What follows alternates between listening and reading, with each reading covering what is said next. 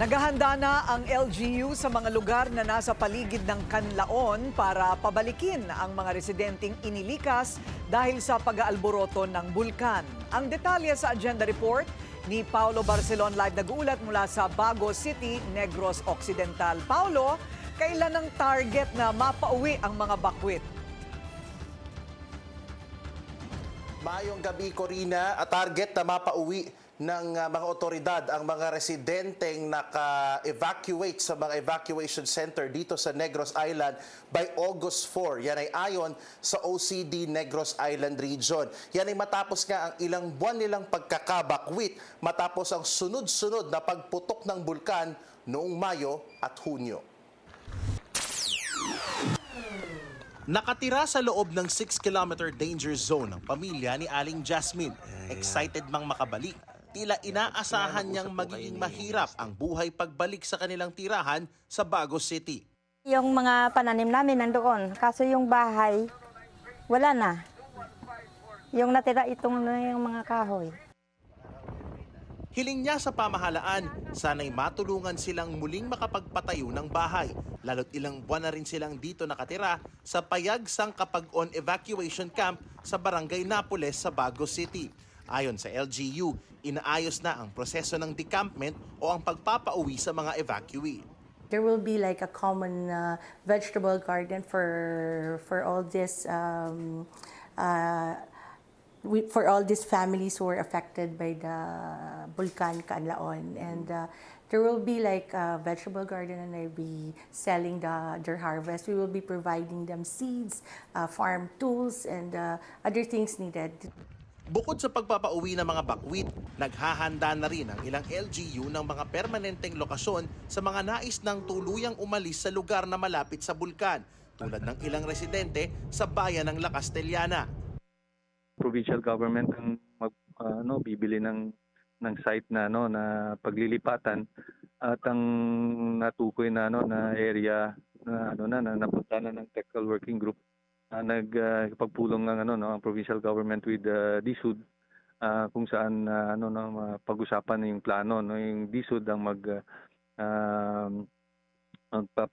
mag-facilitate ng construction ng mga buildings, ng mga paglilipatan ng mga IDPs natin.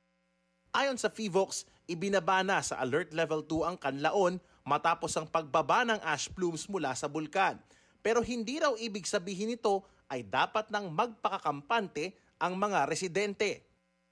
Tayo po ay nananatili na nag-o-observe sa sitwasyon po ng ating bulkan dahil po ito po ay maaari pa ding mag-generate ng mga pagputok and magkaroon ng mga volcanic hazards po.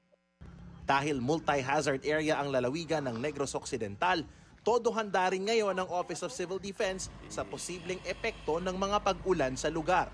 Ngayong araw, sinimulan na rin bigyan ng bagong tarpaulins ang mga residenteng nasa lanta ng habagat na pinalakas ng mga bagyong sina Crising, Dante at Emong.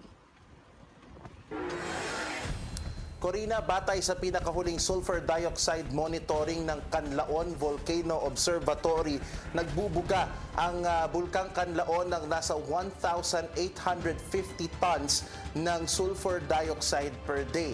Mas mababa ito, Corina, kung ikukumpara doon sa cumulative o yung kabuang dami ng abo na binubuga per day mula noong June 2024 hanggang noong Mayo na 4,400 tons per day on average. Pero bagamat mas mababa yung 1,850 tons per day, ay mas mataas pa rin ito doon sa normal na threshold, which is 300 tons ng sulfur dioxide kada araw. Anong ibig sabihin nito?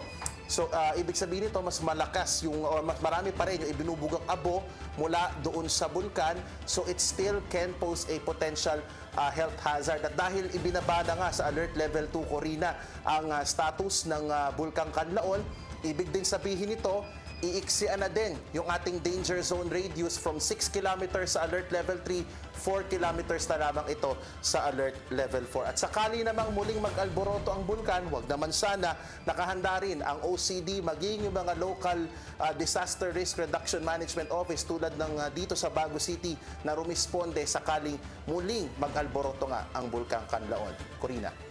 Okay, yan ay magandang balita sa ngayon. Bagamat sana'y mapagpatuloy ng bulkan na yan ang kanyang magandang mood, ano? At hindi na mag-alboroto ulit. Maraming salamat, Paula Barcelon. Live nag-uulat mula sa Bago City, Negros Occidental.